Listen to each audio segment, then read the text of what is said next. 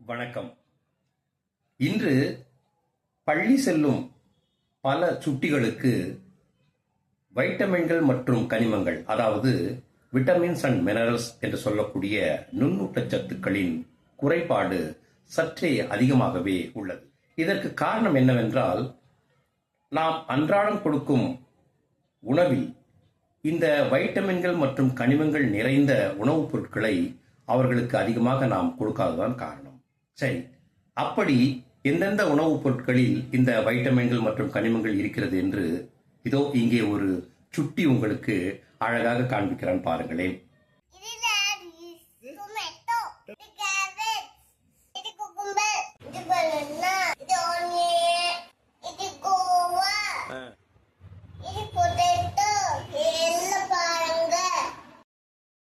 இதோ இந்த சுட்டி இப்படி சுட்டி காட்டிய காய்கனிகளை கொடுத்தாலே போதும், உங்கள் சுட்டிகளுக்கும் வைட்டமின்களும் மினரல்களும் தாராளமாக வந்து சேரும்.